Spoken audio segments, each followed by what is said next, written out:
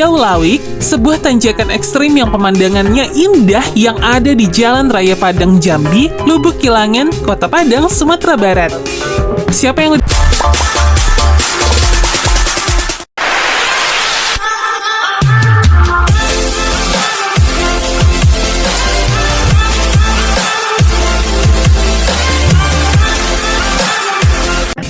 bukan cuma jalan biasa, tapi jalan-jalan yang bikin kita berpikir dua kali sebelum memutuskan untuk menginjak gas.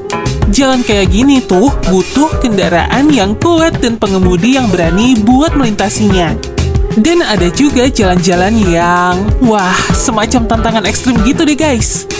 Dengan tikungan-tikungan tajam, kemungkinan longsor, dan bahkan guncangan gempa. Jadi, siap-siap ya, karena kita akan bahas jalan-jalan paling ekstrim di dunia. Fairy Meadows.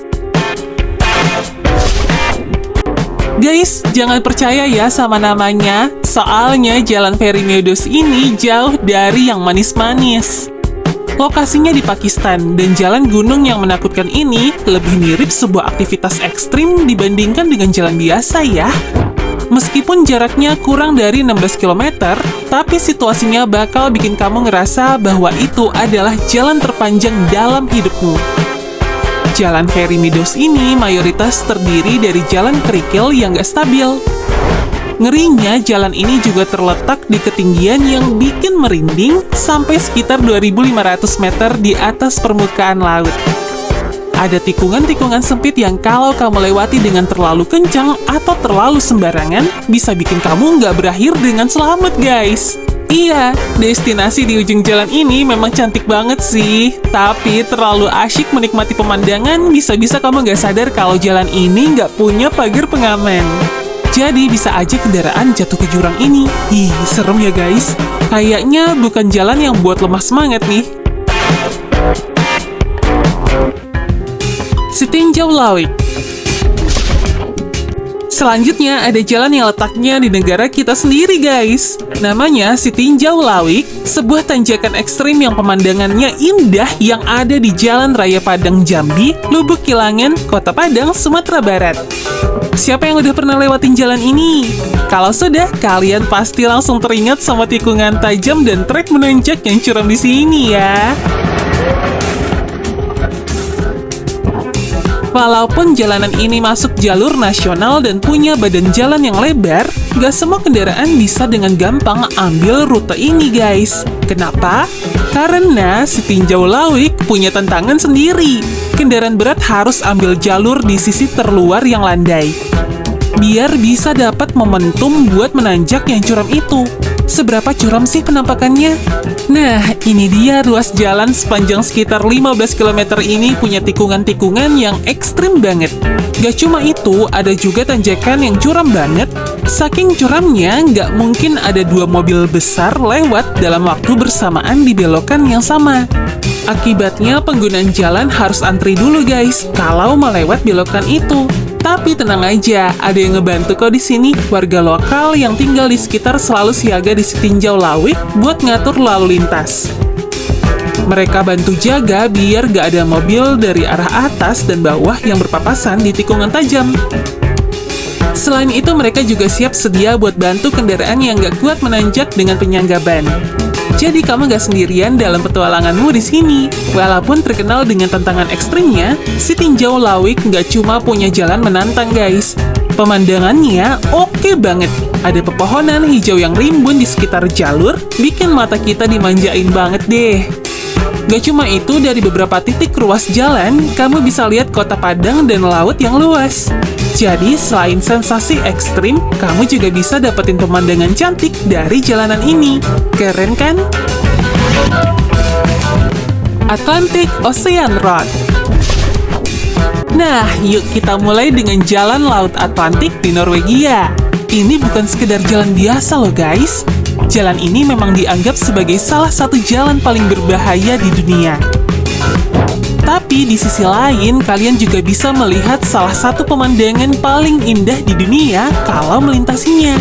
Jadi di jalan Norwegia ini ada yang namanya jembatan Storsesundet yang sering disebut sebagai jembatan menuju kemana aja.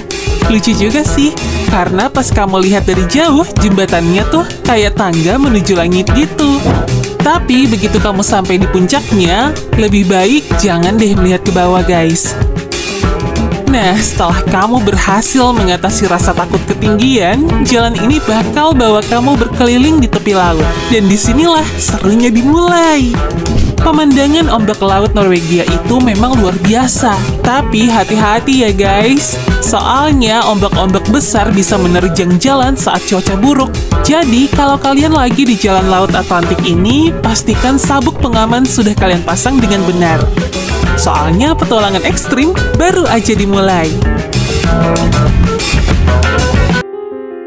Gwaelian Tunnel.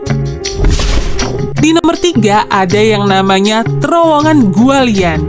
Nggak kira-kira dulu ya, satu-satunya cara buat sampai ke desa Gwalayang di Cina itu cuma lewat jalur yang super sempit dan berbahaya. Meskipun jalur ini punya pemandangan keren abis, tapi perjalanannya harus ditempuh dengan susah payah. Salah langkah satu kali aja bisa berakhir tragis guys. Tapi, jangan pikir penduduk setempat cuma duduk diam nunggu bantuan dari pemerintah.